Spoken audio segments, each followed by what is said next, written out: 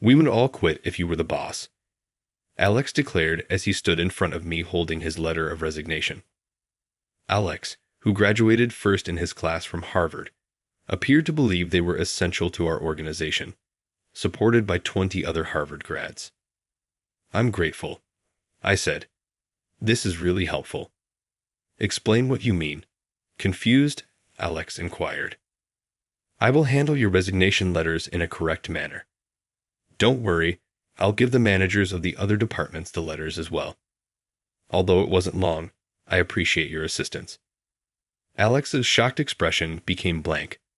Behind him, the new hires became frightened and began muttering to one another. Their stubborn attachment to the Harvard brand led to their conceit. My name is John. I am a 52-year-old manager of the accounting department at a major trading company. I graduated from a regional state university and joined this company. Time flies, and it's already been 30 years since then. 4 years after joining the company, I got married, and 2 years later, my son was born. Now my son is independent, and my wife and I live a peaceful life. My wife grew up in a wealthy family and has a relaxed nature, which made me feel at ease just being with her. There were many struggles at work, but every April was especially nerve-wracking. This was because new employees joined the company. I didn't want to blame it on age, but I increasingly felt a gap in mindset with the younger generation. Many highly educated new recruits join us each year, probably because they can boast about being part of our company at their reunions. However, this educational background is often misleading, as a high education level does not always equate to being competent.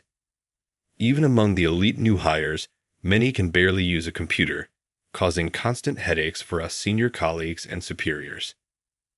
Many of my peers are now department managers, and when we go out for drinks, it often turns into a complaint session about our subordinates. The new hire just came in, and he says I'm not good at answering the phone, so he doesn't pick up even when it rings. Can you believe that? I hear that many young people are not good at handling calls nowadays because they are used to communicating via messaging apps. In the past, answering the phone was considered a rookie job. Now, even lightly suggesting, "Can't you even do that?" can lead to various issues. It's become a difficult world to navigate. These gripe sessions usually end around the second round of drinks. We used to stay out drinking much later, but we couldn't handle it anymore. As we age, we lose the stamina we had when we were young, and drinking a lot of alcohol quickly makes us feel unwell. Aging is a sad thing. Moreover, older people often seem to be treated worse than the young, which is baffling. Just for being young, some people act as if they deserve a reward, which I find quite annoying. Even in professional chess and other sports, the youngest players are excessively celebrated. I wonder if this is a sign of the times or if it has always been this way. Women also strive to look younger and are praised for being ageless beauties. There must be some value in getting older, but in this country, old age is often seen as a negative. The reason I felt so frustrated was that there was a real problem rookie in my accounting department, which I manage. This problem rookie joined the company 3 years ago and was assigned to the accounting department. His name was Alex. He was a top graduate of Harvard's economics department, a super elite. Alex, with his impressive credentials, was something of a hero when he joined our company. We had hired Harvard graduates before, but getting someone who graduated at the top of their class was a triumph for our HR department. I had been promoted to the manager of the accounting department the previous year, and most of the staff were young. Not everyone, but most of the employees were enthusiastic and actively engaged in their work. Being young, they also had stamina, and even with long hours, they worked hard without showing fatigue. I watched my subordinates with a sense of pride. Back then, I had no aversion to young people, and, like everyone else, had high expectations for young Alex. However, these expectations were greatly betrayed. I acknowledged that Alex was very intelligent. He was quick with calculations and could finish preparing documents in no time. When I praised him, Alex would smile happily. I've been good at mental arithmetic since kindergarten. Spending too much time on such calculations is a failure as a professional. On the surface, this might sound like a testament to Alex's competence. However, this task was not initially given to Alex. An older employee was supposed to handle it, but was reassigned, so Alex took over. I thought he would continue working hard, but soon cracks began to show in his behavior. He would browse his phone during work hours or disappear to chat with colleagues in other departments, only to return much later. When I reprimanded him, he sulked. Anyone could do this kind of work. Don't assign me tasks that someone else can do. Then tell me what work can only you do. At least the work in the accounting department isn't my kind of job. Sitting at a desk doing mundane tasks isn't for me. That's why I didn't want to be in the accounting department. Disregarding his unprofessional behavior, he began complaining about not being assigned to his desired department. Alex had repeatedly requested to be transferred to the sales department, causing me much trouble. There's a saying, perseverance prevails, which Alex had heard countless times from me. Each time, he would pout and say, "Fine," but he never showed any determination to excel in the accounting department. Always with a dissatisfied expression, he would only do the bare minimum, making it impossible for me to rate him highly as his manager. To be honest, I would love to wrap up this useless Alex and send him to the sales department as a gift. When I go drinking with my peers, they mock me, saying I'm always stuck doing petty calculations. I don't even get to go out, and my pale skin is embarrassing. With Alex constantly complaining, I discreetly approached Luke, the head of the sales department, to see if there was a possibility of transferring Alex. But even the sales department deemed him unnecessary. There was another reason Alex was fixated on the sales department. Michelle, who joined the company at the same time, was thriving in the sales department. Michelle, also a Harvard economics graduate, was Alex's rival for the top spot during their student years. Although Alex graduated at the top and took the title of Harvard's valedictorian, Michelle quickly demonstrated her true abilities in the professional world. The sales department is the face of the company, so making a good impression on clients is crucial. In this regard, Michelle, with her charming face, was adored by the older generation of clients. Some clients even rescheduled just to meet with Michelle. Not only did she have good looks, but she also had a wonderful personality. She treated everyone with sincerity, and everyone enjoyed talking to her. As a result, she easily secured significant contracts. Among my peers, Luke, who had Michelle as a subordinate, was the envy of us all. Other departments also had Harvard graduates, but their brand image was the only thing notable about them, with little real achievement. Michelle is the only real talent among the Harvard graduates in our company. To be honest, I can't believe Alex was the valedictorian. Michelle being the valedictorian would make more sense. Watching my peers mock Alex and praise Michelle, I could only give a wry smile. If Michelle was the top talent, Alex was undoubtedly the worst. Having Alex as a subordinate brought me endless trouble. That night, I skipped the second round of drinks and headed to my favorite bar alone. It's a high-end, relaxed magic bar. I enjoyed watching the magician's show while sipping my drink, feeling a sense of elegance. Seeing the back of a woman with a short haircut who was already enjoying herself, my expression naturally softened. The woman turned around and waved at me when she noticed me. It was none other than Michelle, the topic of our earlier conversation. "John, you're taking your sweet time. I've been enjoying myself here," she said. In fact, Michelle and I often ran into each other at the magic bar. There's nothing sketchy about our relationship. We both simply love magic and happen to frequent the same bar. Michelle had dreamed of becoming a magician when she was young, but her parents strongly opposed it, so she ended up as a fan. We talked about many things at the magic bar and deepened our friendship. In the depths of my heart, I thought it wouldn't hurt to entertain a flicker of sweet thoughts. One day, suddenly, Alex, accompanied by 20 young employees, walked towards my desk. Looking closely, I realized that all of them were Harvard graduates. What's all this commotion about? John, when are you going to transfer me to the sales department? Alex demanded. That again. I have no intention of transferring you to the sales department. Get back to your desk. Alex looked down at me arrogantly and threw his resignation letter onto my desk. If you're the boss, we all quit. He was trying to manipulate the situation by bringing in younger Harvard graduates and making them all submit their resignation letters to get his way. One by one, they tossed their resignation letters onto my desk. Alex seemed to believe that they were indispensable to our company.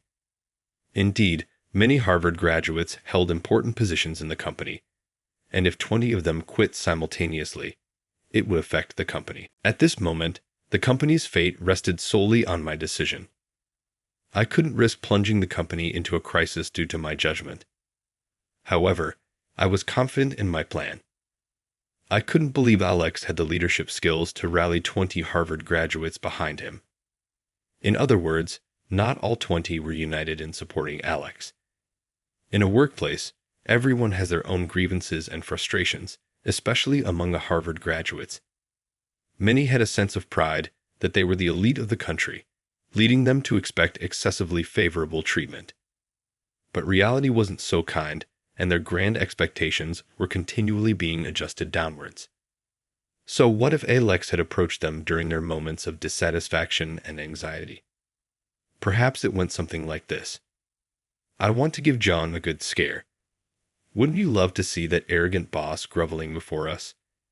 I'd like to see that, but are you sure they won't accept our resignation letters? Don't worry, we have credentials recognized worldwide, not just in the US. We have nothing to fear. This might have convinced 20 Harvard graduates to join Alex. Nevertheless, I couldn't help but feel sorry for those who were dragged along into this. I glared at Alex from my seat without saying a word. After a moment of staring each other down, I suddenly broke into a broad smile. Thank you, this helps a lot. What? What do you mean?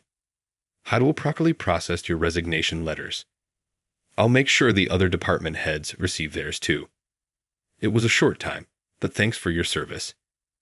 Alex stood there stunned and unable to comprehend the situation. I felt like bursting out laughing inside, but I held it in and maintained a gentle smile. After all, as their boss, I had granted their wish. I picked up Alex's resignation letter and put it in my suit pocket. The new employees behind him started whispering in a state of panic. Hey, he's really accepting them. Does this mean Alex is going to quit? If Alex quits, does that mean I have to quit too? No one could answer these questions. Everyone was likely thinking, this isn't what we agreed to.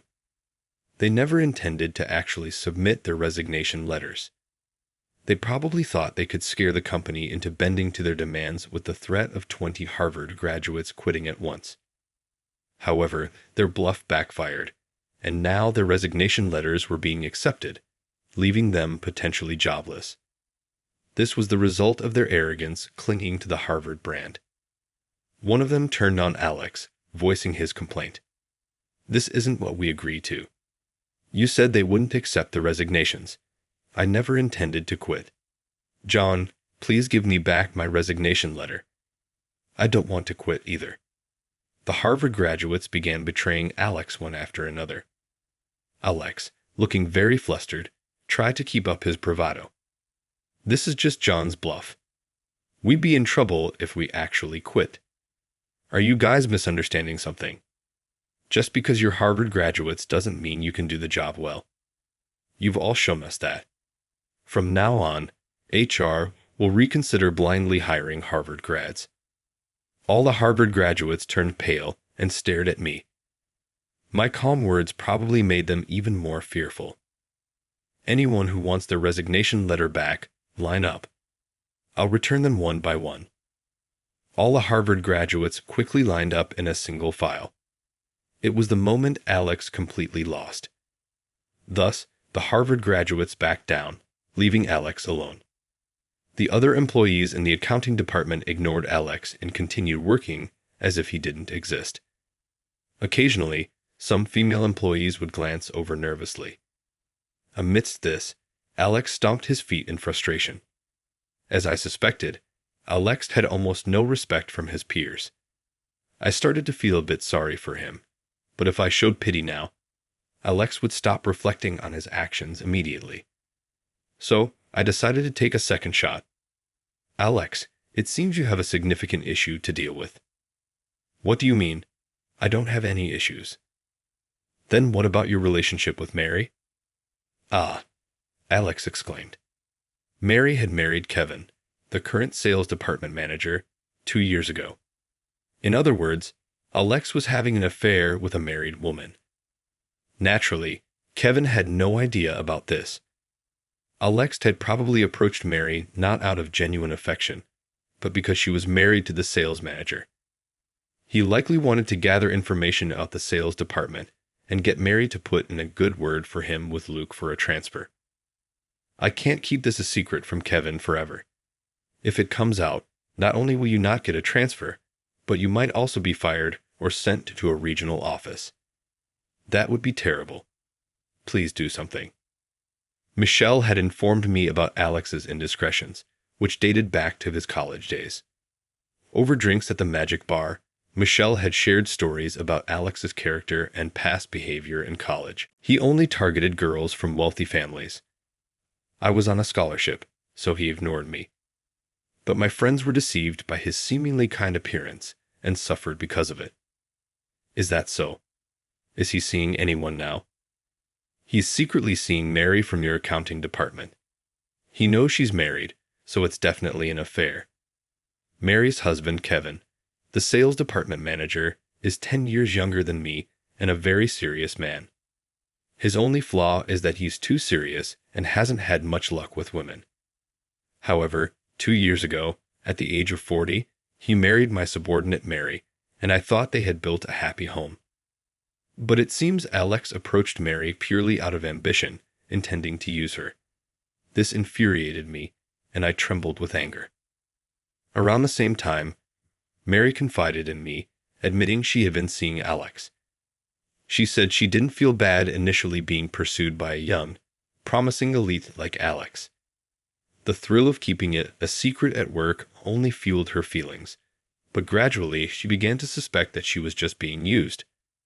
Her doubts started when Alex, every time they met, seemed overly interested in her husband Kevin's activities and the internal issues of the sales department. I regret what I've done. I want to break up with Alex without my husband finding out. I understand. I'll make sure Kevin doesn't find out. Let's arrange a time for the three of us to talk. One afternoon, sensing the time was right, I called Mary to my desk, and the three of us went to the meeting room in the back. First, I asked Alex if he genuinely loved Mary. Alex leaned back in his chair and started laughing. Seriously. I'm not in love with an older woman like her. But she takes me to expensive places and pays for everything. She's like a convenient ATM. Clearly, Alex never loved Mary. As the conversation continued, it was revealed that Alex had also borrowed money from Mary. If Kevin finds out about your relationship, you won't get away unscathed. End the relationship immediately and repay the money you borrowed from her on the condition that I won't tell Kevin anything. I made Alex promise to repay Mary in full that very day. I was such a fool. Mary cried, covering her face. Meanwhile, Alex remained sullen, showing no signs of remorse. For someone like Alex, who had lived his life as an elite from a young age, this was the biggest crisis of his life. If he had declared at that moment that he would change his ways and work seriously, things might have turned out differently. However, Alex remained defiant until the end. Are you really going to accept only my resignation, rejecting everyone else's but accepting mine? It's just harassment. You've always hated me, and now you're taking your revenge despite being the one who caused this situation. He was shifting the blame and even threatened to take the matter to President Anderson. He won't let this slide. I'm a Harvard valedictorian, a valuable asset. He won't want to lose me. I began to feel a strange sense of pity for Alex. How delusional must he be to think he is so special? Finally, I decided to reveal a significant secret. I'm afraid I have some bad news for you. My wife is Mr. Anderson's daughter, and I'm the next in line to become president. So whatever you say to my father-in-law will likely fall on deaf ears. What? You're the next president? No one ever told me that. Those who needed to know did. You were too consumed with your own ambition to be told. It would have caused too many problems if you knew. Mary, listening to the conversation, brightened up. Not revealing John's identity to Alex became a kind of amusement among the employees. Everyone secretly laughed, thinking, he has no idea. Serves you right. What? You all conspired against me. Why? I'm not the only one who wants to get ahead. If you had faced each task earnestly, your future might have been different. But you were insincere because you felt you didn't belong in this department. This is your consequence. Mary was right. Unable to find words to counter Mary, Alex looked down for a moment, but then desperately pleaded with me. John, I'll change my ways and work hard. Please return my resignation letter. It was just a joke. As a leader, you should understand and accept such jokes. Alex, take responsibility for your actions. I didn't force you to submit your resignation letter. Moreover, you almost caused other employees to resign too. Therefore, I will process your resignation. And so Alex ended up resigning. The resignation fiasco caused by Alex became a hot topic within the company. Everyone accepted. His departure was inevitable. Having been with the company for only 3 years, he didn't receive any severance pay. Alex packed up his desk under the cold stares of his colleagues. You'll regret staying in this company. I'll make sure of it. With that parting shot, Alex left. Alex's resignation also impacted the other Harvard graduates working in different departments. He wasn't the only one who had submitted a resignation letter. Trying to resolve their grievances by threatening the company was unacceptable. If this behavior was tolerated, similar incidents could happen again. The Harvard graduates involved in the fiasco were summoned individually by President Anderson and were asked to reaffirm their commitment. They desperately explained their actions, not wanting to be fired over this. Afterward, the young Harvard graduates became less outspoken, making it easier for those of us in leadership positions. They were elites, so they would likely become leaders in the future. Hopefully, this incident made them reflect deeply. Mary, who had been having an affair with Alex, confessed everything to her husband, Kevin, ready to face divorce. They had numerous discussions and ultimately decided to rebuild their marriage rather than divorce. Lately, they have been rediscovering the good in each other, and Mary happily described it as a second honeymoon. Perhaps this is what they mean by, as the storm strengthens, the roots. Shortly after this commotion, I experienced a shocking event. Michelle announced she was quitting the company. At our favorite magic bar, Michelle told me quietly over drinks, I enjoy my current job, but I don't want to give up on my dream. I've decided to become a magician. Michelle explained that her Harvard salutatorian title felt like a chain. She had always been made to believe that, given her excellent education, she must use her intellect to contribute to society. Her parents, of course, expected her to follow a conventional career path. Then Alex's resignation debacle shook Michelle's resolve. Michelle gave a small laugh and joked, I felt like writing my own resignation letter too. I couldn't deny Michelle's decision. Now that it had come to this, I decided to support her quietly. After resigning, Alex quickly tried to find another job, but found himself blacklisted by related companies, receiving no offers. Still brandishing his Harvard valedictorian title, he reached out to various startups and managed to join one. Alex tried in his own way to make me regret pushing him to resign. However, he caused similar problems wherever he went.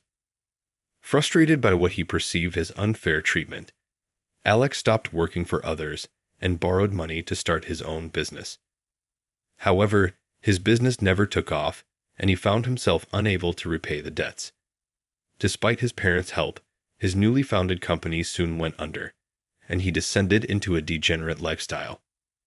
He was often seen gambling on horse races and sports and walking around the neighborhood smelling of alcohol, even during the day. 7 years have passed since then. Now, as the president of the company, I came to Las Vegas with my wife, partly for business. That night, Michelle was performing as a magician on stage. I felt both excitement and anxiety, my chest tight with anticipation.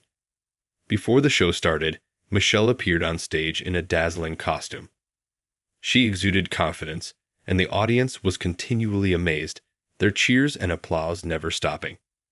Since taking office, I have always made it a point to hear what other people have to say. As the executive vice president, my brother-in-law James actively runs the business, with me frequently providing support in the background. James favored the current setup, so I even asked him if he would prefer to be president while I served as vice president. With this configuration, we can operate as efficiently as possible. There are numerous approaches to living a life. While some people shine in the spotlight, others are content to work in the background. Significant challenges accompany a beautiful lifestyle, and a life behind the scenes necessitates thoughtful assessment of interpersonal relationships. Michelle's life can seem luxurious, while mine seems down to earth. Whichever route I take, I want to make sure that when I look back, I can say that my life was worthwhile. Even at 60, I still have life to live.